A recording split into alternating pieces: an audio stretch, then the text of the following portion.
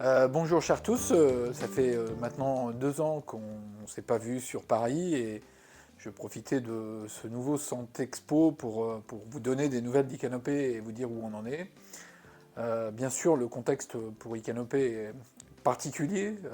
D'abord, il est double, hein, on est toujours une filiale du groupe La Poste depuis 2 ans et rattaché à Decaposte et donc toujours très fier d'appartenir à ce grand groupe. Comme vous le savez, le Ségur accélère les enjeux du numérique en santé et il est temps pour Icanopé de confirmer ou d'affirmer sa place de leader sur certains sujets comme la consultation. Nous avons décidé cette année de mettre en avant nos travaux sur un projet qui nous tient à cœur pour les établissements, qui est l'expérimentation d'accès au DMP sans CPS.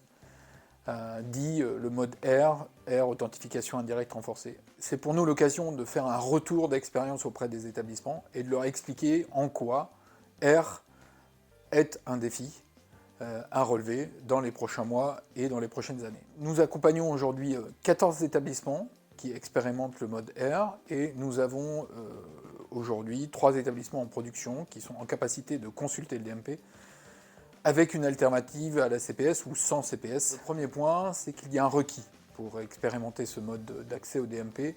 Il faut déjà donc que l'établissement ait mis en œuvre un SSO, système d'authentification sécurisé qui permet de garantir un niveau de sécurité des systèmes d'information optimal. Le deuxième point, et là il est plutôt très intéressant, c'est qu'il faut remplir des éléments structurants qui s'appellent l'AIVP, qui veut permettre à l'établissement de définir le mode de fonctionnement de la consultation du DMP. Ce document va servir de référence, donc ça s'appelle un AIVP, et ça vous permet d'établir les règles de fonctionnement de la solution.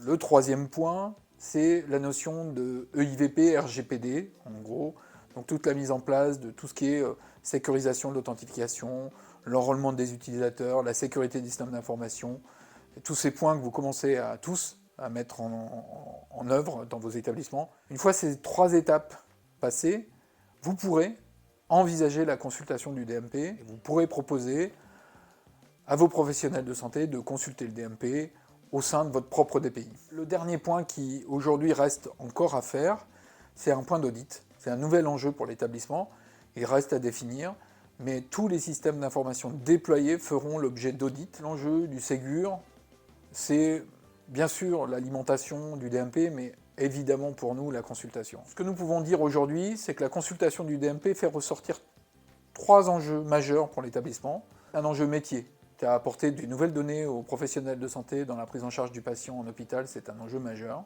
Aujourd'hui, le DMP contient des données historiques de remboursement, et grâce à l'historique de remboursement, vous avez le parcours de soins du patient. Et cet élément-là, on le sait aujourd'hui, est un élément constituant du dossier patient, un élément financier qui est un peu plus complexe à expliquer en quelques secondes, mais qui permet à l'établissement de garantir des enjeux financiers pour lui. Nous vous invitons à participer à notre Agora qui aura lieu mardi 9 novembre à 17h15 et vous aurez l'occasion d'avoir une démonstration de nos solutions. Cette Agora sera l'occasion pour M. Olivier Platz, DNS, de nous faire un retour sur les enjeux du Ségur et de donner la parole à un professionnel de santé, le Dr Alain Livartowski, Institut Curie, qui nous fera un retour métier sur ses attentes et ses priorités dans la mise en œuvre du DMP dans son établissement. Nous vous souhaitons un bon salon, nous espérons vous rencontrer nombreux et avoir l'occasion de vous croiser en vrai cette année. Au plaisir.